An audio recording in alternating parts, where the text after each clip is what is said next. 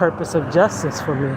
So I want to pursue justice for those who cannot get justice for themselves, right? Um, and I want to use my arts and my talents to, you know, fuel that purpose, right? But yeah, that's why I don't want to work, and it ain't getting us nowhere no more. Y'all, okay.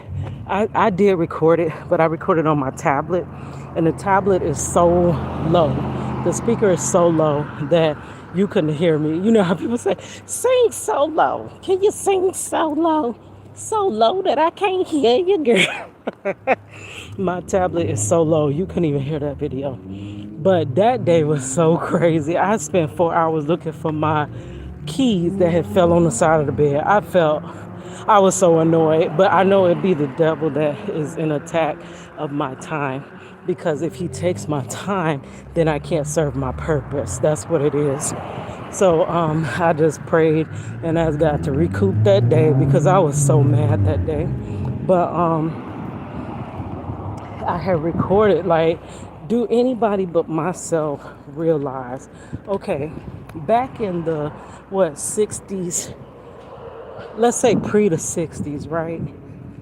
Because it probably was some working women in the 60s, but that whole women's empowerment movement was around the 60s slash 70s ish, right?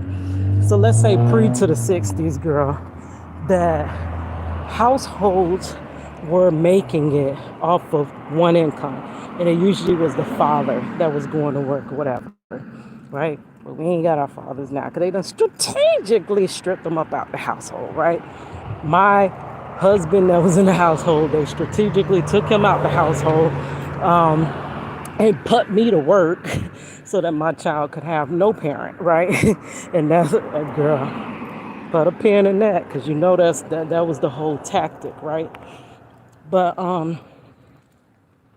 so from the 60s ish, we went from the man working, and then that's when they started the welfare, right? The welfare, like on pressure, they say, you think you're too good for the welfare?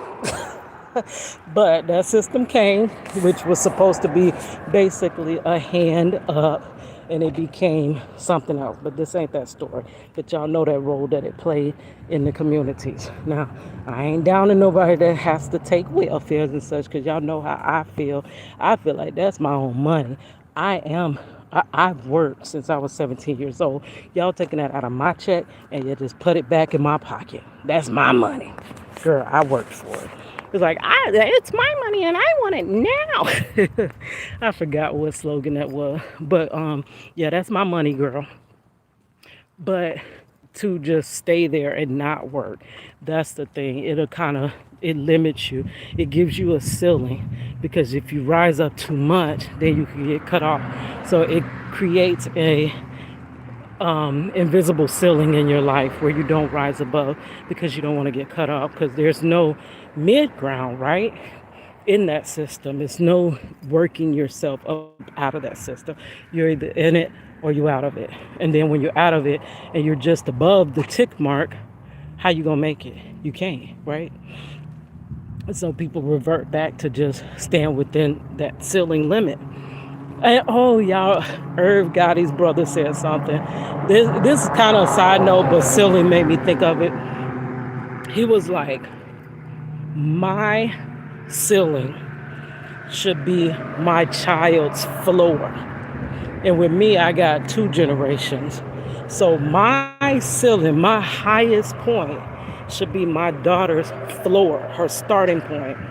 And then her highest point, her ceiling, should be my granddaughter's starting point. So that means my granddaughter is should be starting from a 3-story building, girl.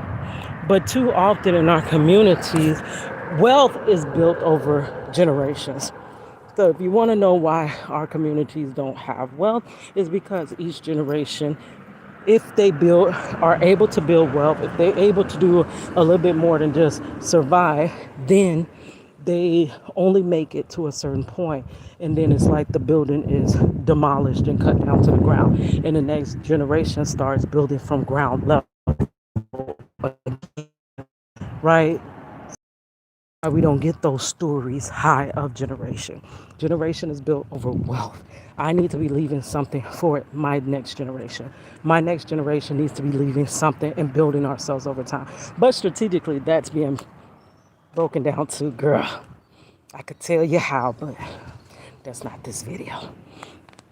Okay, so yeah, what I was saying. What was the original story? Girl, my mind going to bed. I can't think of what I was saying, girl. But anyways, we have to get out of this. This 9 to 5 is not gonna get it no more. Oh, that's what I was talking about. Girl, y'all know my mind go off track. Okay, so in the 60s ish, we were making it off of one household, right? Usually the man. And then I got off on that rant. That's where I detoured, girl. We were usually making it off of the man working, right? So now the men are not in the household.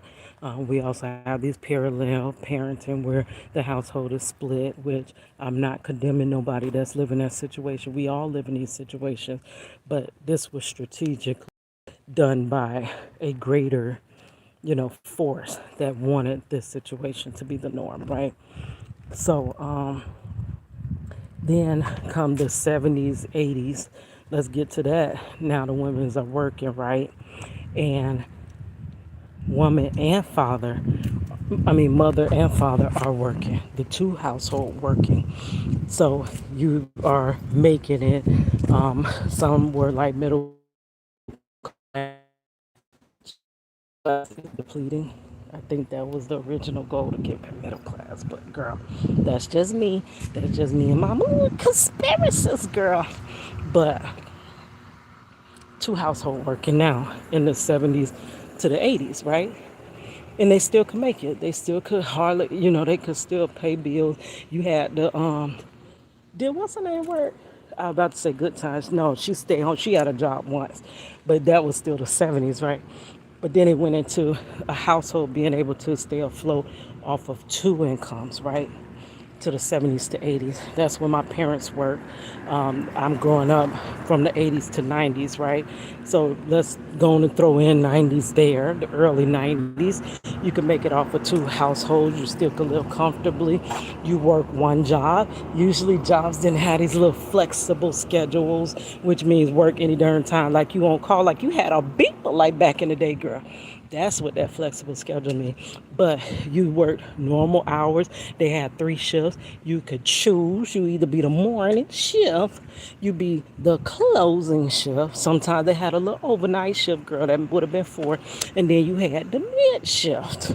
Now,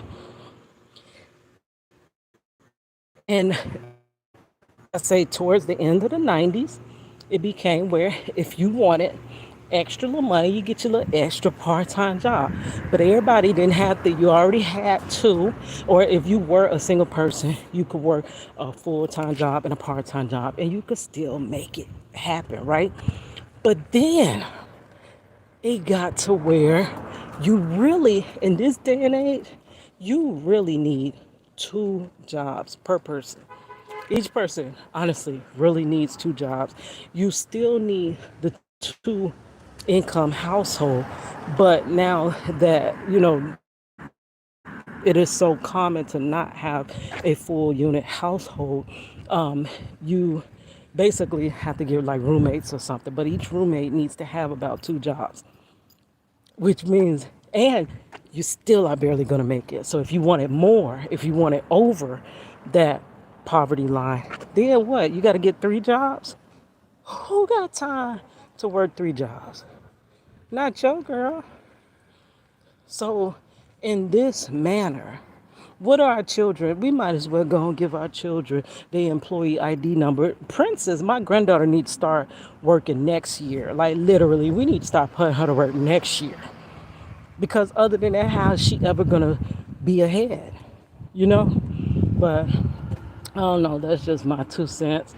And most people don't be hearing nothing I got to say anyway. But I'm finna go. I'm glad that's over with, and let's get into the next thing. Maybe I'll get some editing on my channel done. All right, guys, it's your girl Cadillac.